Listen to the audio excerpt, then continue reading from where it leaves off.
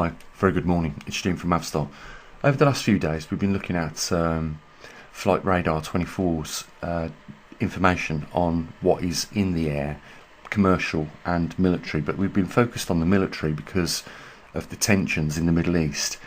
Now, I was saying the other day how easy it is to spot military aircraft. If it's the United States, usually when you click on the aircraft, it will come up NA, and you know, it could mean that that's a small private jet, a G6 or a G5 or something like that flying with no call sign, or it could be an actual military aircraft of some sorts. The British use triple R and then a series of numbers after, but other countries do other things like this one here. I'm going to click on this military aircraft here, which has recently left Cyprus. It comes up NA, and you can see that that is another aircraft, but look what he's put up as his call sign. I am 6150. And like I say, there's been over the last few days a lot of military activity in the Mediterranean. There's another one here.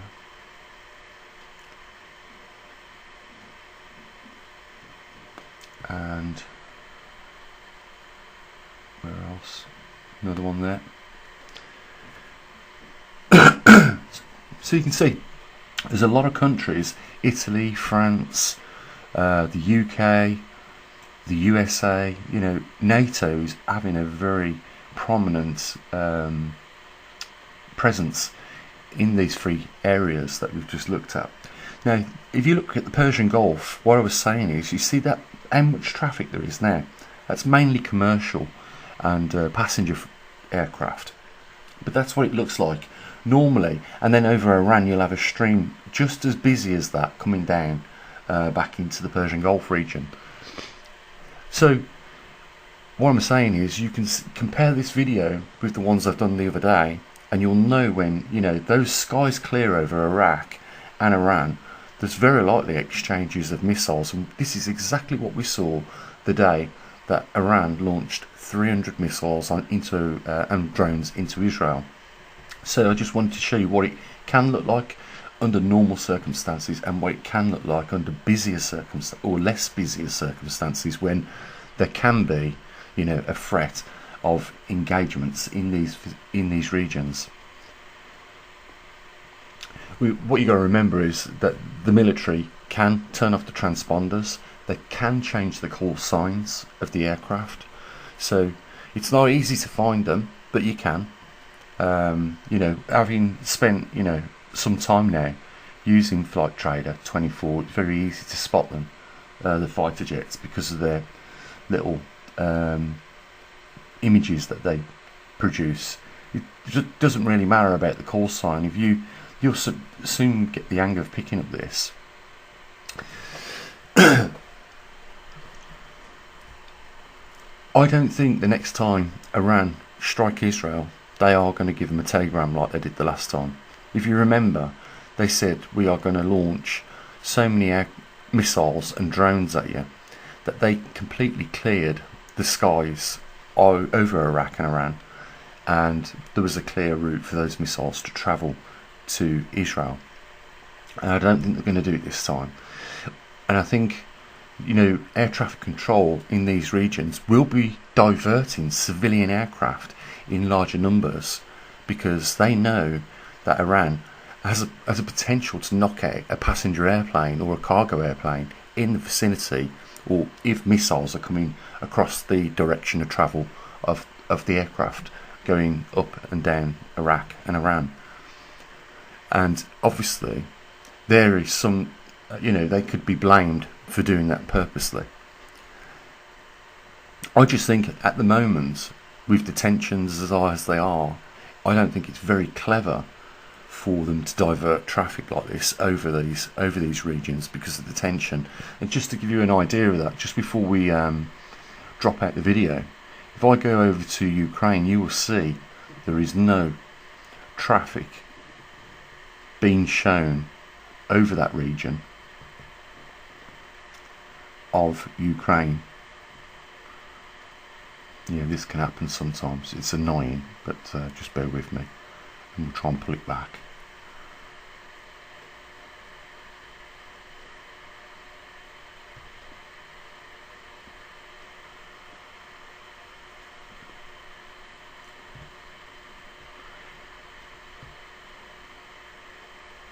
So look, nothing over Ukraine whatsoever, or Belarus.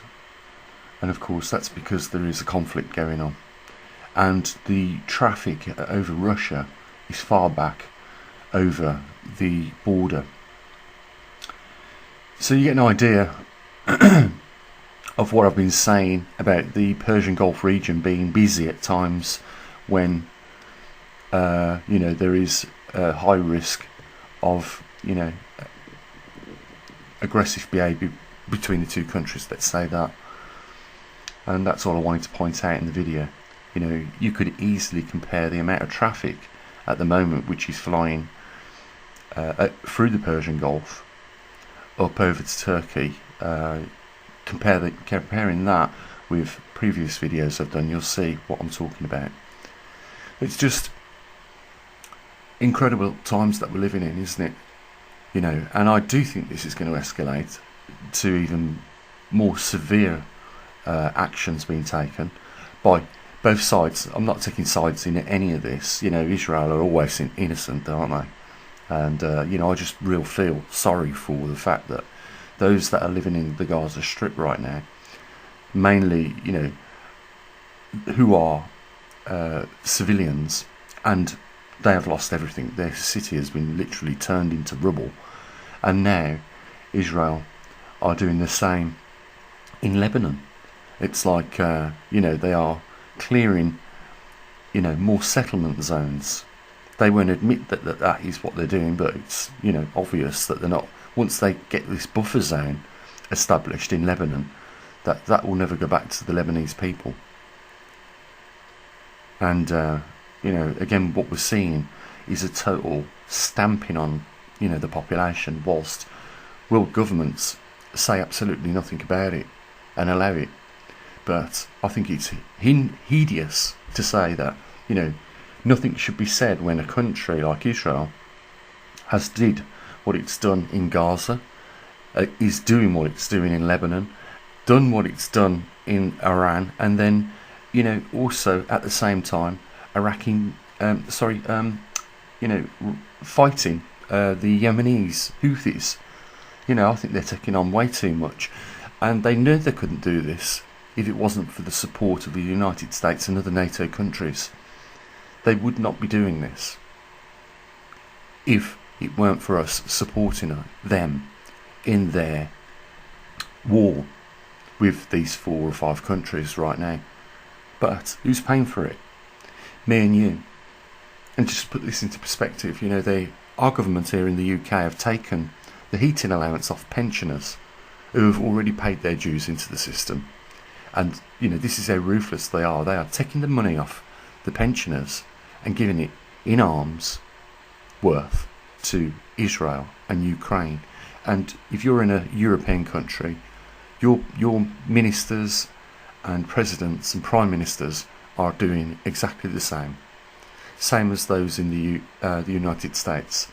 There is far better ways to spend money than to just give it away, which I think is criminal, because they do have, in my view, the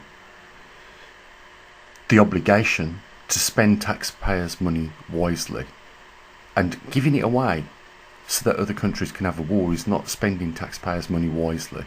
There is no justification for that. I think it's highly illegal. It shouldn't be done, and they should be brought to justice. But whilst they own the court system, the police forces and the armed forces, there is very little that will be done, because everyone will just follow the line.